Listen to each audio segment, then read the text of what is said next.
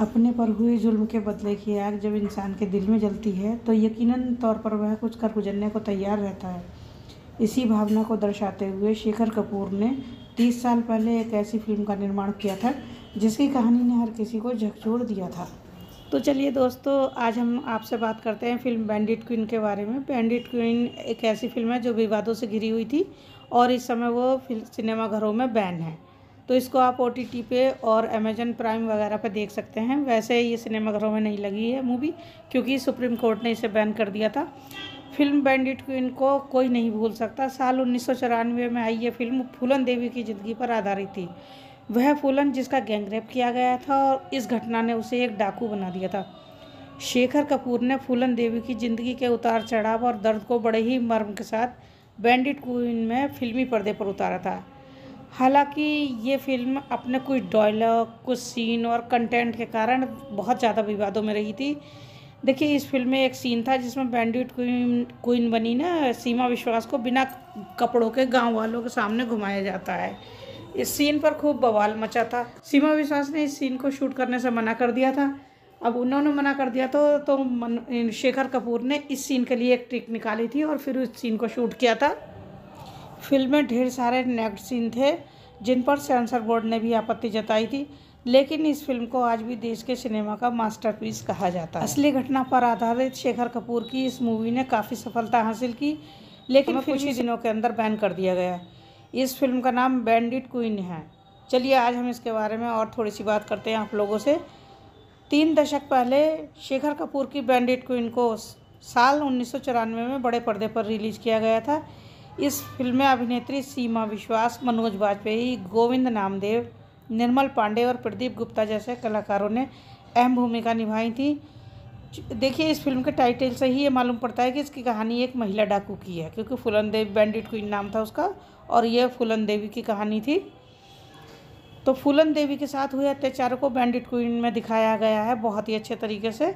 महिलाओं के खिलाफ अत्याचारों की कहानी को फिल्म बैंडिट क्वीन में सीमा विश्वास ने बहुत ही अच्छी तरह से फूलन देवी के किरदार में अदा किया है। उत्तर प्रदेश के एक ज़िले गोराहा गांव में मल्लाह जाति के परिवार में फूलन का जन्म हुआ था।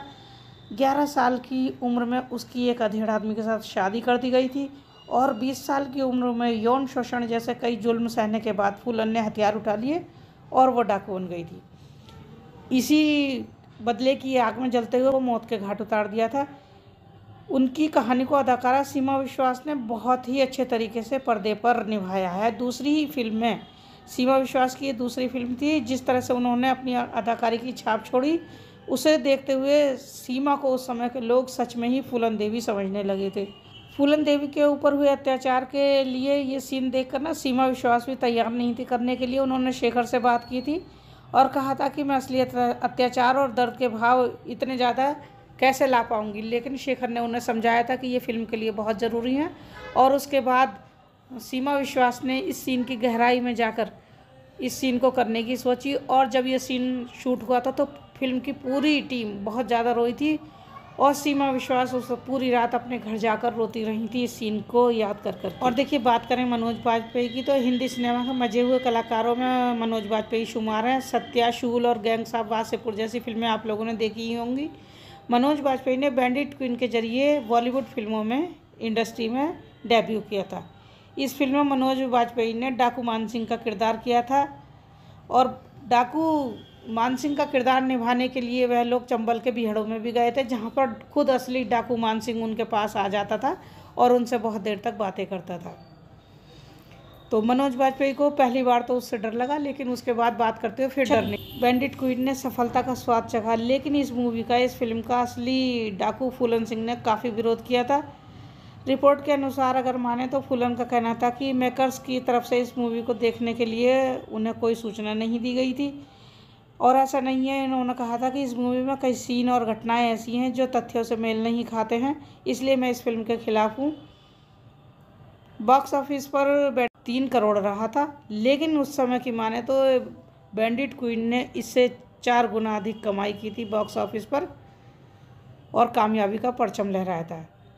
बैंडिट क्वीन हिंदी सिनेमा की सफल फिल्मों के साथ साथ विवादित फिल्मों की सूची में शामिल है, इसलिए इस फिल्म को कोर्ट ने बैन कर दिया था। तो इस फिल्म को बैन करने की वजह थी महिलाओं के खिलाफ अत्याचार, जातीय भेदभाव, न्यूड सीन और कई आपत्तिजनक सीन।